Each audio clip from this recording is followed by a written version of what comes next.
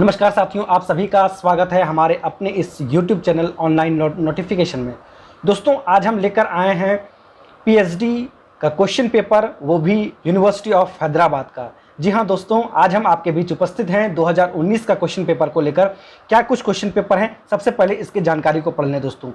यहाँ पर आप जैसा कि देख सकते हैं कि इसमें जो मैक्सिमम मार्क्स हैं पीएचडी के लिए वो 70 मार्क्स के हैं। यानी कि यूनिवर्सिटी ऑफ हैदराबाद में टोटल जो नंबर ऑफ क्वेश्चन है वो 70 होते हैं और मार्क्स जो होता है वो 70 मार्क्स का होता है। साथ ही साथ इसमें इस प्रश्न पत्र में आप देखेंगे कि -0.33 अंक जो है वो गलत उत्तर के लिए काटा जाता है। ये कुछ जो सिंपल नियम थे वो आपने जाना। अब हम आते हैं सीधे क्वेश्चन की तरफ। तो साथियों, अब हम बात कर लेते हैं, सीधे क्वेश्चन पर आते हैं। ये जो पूरा जो पेपर है वो दो पार्ट में डिवाइडेड है, पार्ट ए और पार्ट बी। पार्ट ए में जो भी टीचिंग एप्टीट्यूड, रिसर्च, इन तमाम चीज़ों पर क्वेश्चन होंगे, बेस्ड होंगे, कुछ करंट अफेयर और मैथमेटिक्स वगैरह। जिस तरह यूजीसी नेट में प्रश्न पूछे जाते हैं वैसे ही यहाँ पर 35 क्वेश्चन पूछे जाएंगे। और पार्ट बी में हिंदी से संबंधित होंगे तो वो पार्ट बी में पूछे जाएंगे। तो आइए, सबसे पहला क्वेश्चन जैसा कि आप देख रहे होंगे स्क्रीन पर, अकादमिक शोध की निम्नलिखित गतिविधियों को एक तर्कसंगत क्रम में लगाइए। तो यहाँ पर देख सकते हैं क्वेश्चन यहाँ पूछा गया है कि जो अकादमिक शोध होता है उसकी जो गतिविधि होते हैं उसका क्या क्या वो सीरियल वाइज है या नहीं, और क्या उसका सीरियल वाइज सही होगा, उसको आपको लगाना है। तो जैसा कि आप देख रहे हैं ऑप्शन, सामग्री का प्रस्तुतिकरण, सामग्री का संशोधन और सुधार, सामग्री को तैयार करने की योजना, जिस काम के लिए सामग्री तैयार की गई है उसका विश्लेषण, ये 4 ऑप्शन दिए गए हैं। तो इसका जो आंसर होगा वो सी होगा। यानी सबसे पहले जो हम सामग्री को तैयार करेंगे, उसके पश्चात सामग्री का जो है प्रस्तुतिकरण करेंगे और जिस काम के लिए सामग्री तैयार की गई है उसका विश्लेषण करेंगे और अंत में सामग्री का संशोधन और सुधार। तो ये हमारा करेक्ट आंसर होगा सी ऑप्शन। अब हम चलते हैं दूसरे क्वेश्चन की तरफ। दूसरा क्वेश्चन है कि शिक्षक को प्रभावी बनाने वाले कौशल हैं। तो शिक्षण को क्या क्या चीज़ जो है वो प्रभावी बना सकते हैं। तो विषय वस्तु पर पूरा अधिकार, शिक्षण में आधुनिक तकनीकों का उपयोग, विद्यार्थी की जरूरतों की जानकारी और आधुनिक शिक्षक तकनीकों की जानकारी, ये चारों ऑप्शन दिए गए हैं और आप इसको एलिमिनेट करके यहाँ से लगा सकते हैं। तो इसका जो आंसर होगा वो ए होगा। क्या क्या होगा कि हमें सबसे पहले विषय वस्तु पर पूरा अधिकार होना चाहिए, तभी हम शिक्षण को प्रभावी बना सकते हैं।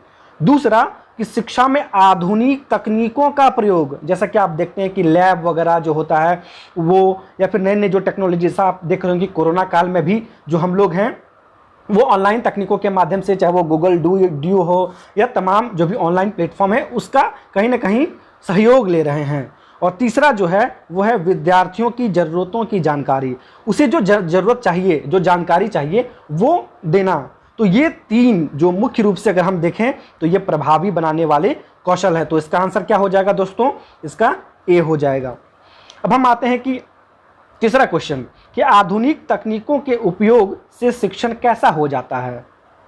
क्वेश्चन को फिर से देखें कि आधुनिक तकनीकों के उपयोग से शिक्षण जो है वो कैसा हो जाता है। नैतिकता केंद्रित, शिक्षक केंद्रित, विद्यार्थी और शिक्षक केंद्रित, विद्यार्थी केंद्रित। तो दोस्तों इसका जो आंसर होगा वो विद्यार्थी केंद्रित होगा। तो दोस्तों अब हम लोग आ रहे हैं क्वेश्चन नंबर 4 पे कि मूल्यांकन के लिए सबसे अधिक महत्वपूर्ण है। तो मूल्यांकन के लिए सबसे ज़्यादा महत्वपूर्ण क्या होगा? वस्तुनिष्ठ प्रश्नों द्वारा मूल्यांकन, अनवरत और बोधगम्य मूल्यांकन, केवल मौखिक मूल्यांकन, सत्र के अंत में मूल्यांकन। तो इसका जो आंसर होगा वो होगा अनवरत और बोधगम्य मूल्यांकन। यानी कि मूल्यांकन की जो सबसे जरूरी और सबसे महत्वपूर्ण चीज़ है वो है अनवरत और बोधगम्य मूल्यांकन। अब आते हैं 5वें प्रश्न की ओर। एक अच्छा शोधकर्ता वह होता है जो कठिन परिश्रम करना जानता हो, उत्तर स्नातक की उपाधि रखता हो, सोचने और तर्क करने की क्षमता रखता हो, शोध प्रविधि ठीक से पढ़ चुका हो। तो एक अच्छा जो शोधकर्ता होता है उसके पास जो सबसे इम्पॉर्टेंट चीज़ है वो उत्तर स्नातक की उपाधि रखता हो या ना रखता हो, कठिन परिश्रम करता हो, क्योंकि कठिन परिश्रम तो सब लोग करते हैं दोस्तों। इसलिए सबसे जो इसमें सटीक आंसर होगा वो होगा सोचने और तर्क करने की क्षमता रखता हो। यानी कि एक अच्छा शोधकर्ता वही हो सकता है जिसके पास सोचने और तर्क करने की क्षमता हो। अब हम छठे प्रश्न की ओर आते हैं। विज्ञान, समाज विज्ञान और मानविकी में शोध प्रारंभ करने के इच्छुक व्यक्ति को क्रमानुसार कौन सी आवश्यक शर्तें पूरी करनी चाहिए। यानी कि विज्ञान, समाज विज्ञान और मानविकी का जब हम शोध शुरू करने वाले हैं तो कौन कौन सी शर्तों को हमें पूरा करना चाहिए। तो ऑप्शन आप यहाँ देख सकते हैं दोस्तों। इसका जो आंसर होगा वो सबसे पहले होगा शोध विषय, क्योंकि जब तक हमें टॉपिक मालूम होगा उसके बाद शोध निर्देशक। सबसे पहले तो हम टॉपिक को चूज करते हैं, उसके बाद हमें कौन शोध निर्देशक कौन हमारे हैं उसका अच्छा स्वभाव होना और पूर्व निर्धारित धारणा, क्योंकि हम पहले से इस चीज़ को धारणा, ऐसा नहीं कि हम अभी तुरंत किसी टॉपिक को लिए और उस पर हम रिसर्च करने लगे, तो उसको कहीं ना कहीं हम पूर्व निर्धारित होना चाहिए। तो इसका जो आंसर होगा वो क्या होगा, सी होगा। शोध विषय, शोध निर्देशक, अच्छा स्वभाव, पूर्व निर्धारित धारणा। अब हम चलते हैं क्वेश्चन 7 की ओर। क्वेश्चन 7 क्या पूछ रहा है कि शोध में वस्तुनिष्ठता का अर्थ है। दोस्तों बहुत इंपॉर्टेंट क्वेश्चन है, ये फिर से भी पूछा जा सकता है। वस्तुनिष्ठता का मतलब क्या होता है? तो ऑप्शन है शोध निष्कर्ष वास्तविकता के अनुरूप है, शोध निष्कर्ष जो है वो सत्य के अनुरूप है, शोध प्रविधि ठीक से लागू की गई है, कई शोधकर्ताओं के बीच सहमति है। तो दोस्तों इसका जो आंसर होगा वो होगा पहला, शोध निष्कर्ष वास्तविकता के अनुरूप हो। ये जो है वो वस्तुनिष्ठता का जो सबसे मूल अर्थ है वो है शोध निष्कर्ष जो है उसका वास्तविकता का रूप हो। ऐसा नहीं हो कि वो काल्पनिक का रूप है, कहीं ना कहीं वो वास्तविक से उसका संबंध होना चाहिए, उसके अनुरूप होना चाहिए। 8वां प्रश्न, शोध से जुड़े प्रश्न कैसे होने चाहिए? यानी कि जो भी हम शोध से जो जुड़ा हुआ प्रश्न है वो कैसा होना चाहिए? स्पष्ट, महत्वपूर्ण और परिकल्पनात्मक, महत्वपूर्ण और नैतिक, स्पष्ट, महत्वपूर्ण और नैतिक, स्पष्ट और नैतिक। तो आप जैसा कि आपको ऑप्शन भी होगा और आप भी जानते हैं कि कोई भी शोध से जुड़े प्रश्न हो वो स्पष्ट होने चाहिए, महत्वपूर्ण होने चाहिए और परिकल्पनात्मक होना चाहिए। दोस्तों अब हम आते हैं क्वेश्चन नंबर 9 के पास। यहाँ पे क्वेश्चन है कि निम्नलिखित श्रृंखला की संख्याएं एक विशेष क्रम में रखी गई है, उस संख्या का पता लगाइए जो उस क्रम में ठीक नहीं बैठती है। तो आप यहाँ पे देखेंगे इस सीरीज को 10 है, 26 है, 74, 218, 654 और 1946, ये पैटर्न दिया हुआ। अब हमें इसको पता लगाना है। तो दोस्तों आप एक चीज़ कर सकते हैं, एक ट्रिक लगा सकते हैं कि यहाँ पे अगर हम 10 का टेबल को पढ़ें 3 टाइम्स में तो 30 हो गया और -4 करेंगे तो कितना आ जाएगा? ये पहले 10 का टेबल हो गया। अब देखिए तो 10 का जो टेबल है उसको हम 3 टाइम्स पढ़ते हैं तो 30 हुआ, 30 में 4 जाएगा तो कितना हो जाएगा? 26 हो जाएगा। ठीक वैसे ही अब हम करते हैं क्या, 26 का टेबल को 3 टाइम्स पढ़ते हैं और उसको क्या करेंगे, -4 से जब करेंगे तो 78 हो जाएगा और 78 में 4 जाएगा तो क्या हो जाएगा? 74 हो जाएगा। वैसे ही क्या करेंगे, 74 का टेबल को क्या करेंगे, 3 टाइम्स पढ़ेंगे और उसमें जब हम 4 माइनस करेंगे तो 222 हो जाएगा और 222 में 4 जब हम माइनस करेंगे तो 218 हो जाएगा। वैसे ही 218 का टेबल को हम 3 बार पढ़ेंगे और उसको 4 से माइनस कर देंगे तो हमारा क्या हो जाएगा? 654। वैसे ही 654 को जब मल्टीप्लाई करेंगे हम 3 से और माइनस जब 4 से करेंगे तो ये जो पैटर्न है वो यहाँ पे क्या हो जाएगा? 958 आना चाहिए था, लेकिन ये जो टर्म है इसको जब हम मल्टीप्लाई कर रहे हैं तो ये 954 होना चाहिए, लेकिन यहाँ पे क्या है? 1946 है। तो ये जो पैटर्न है इसके कारण ये फॉलो नहीं कर पा रहा है, तो इसका आंसर क्या हो जाएगा? 654।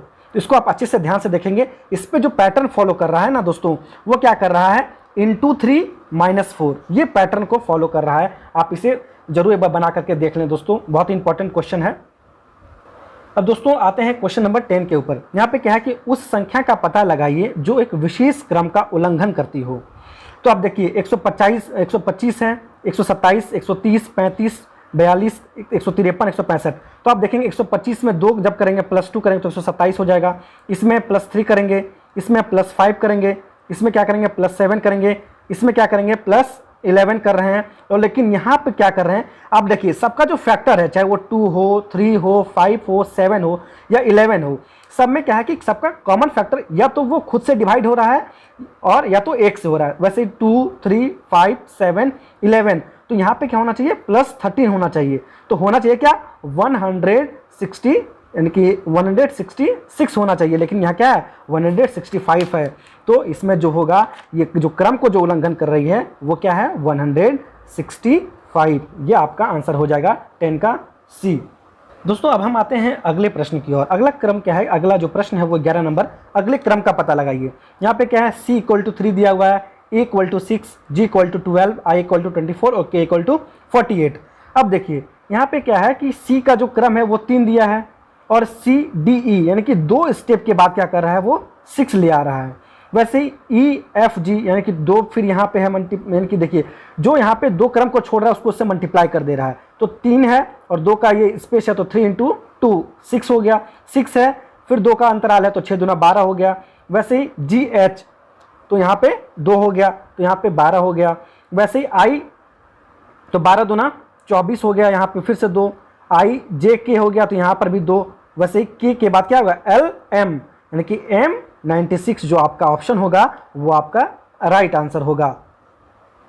आते हैं क्वेश्चन नंबर 12 की तरफ। यदि सर्टेन को कोड भाषा में X V I G Z R M लिखा जाए तो उसी कोड में M U N D N E mundane को कैसा लिखा जाएगा।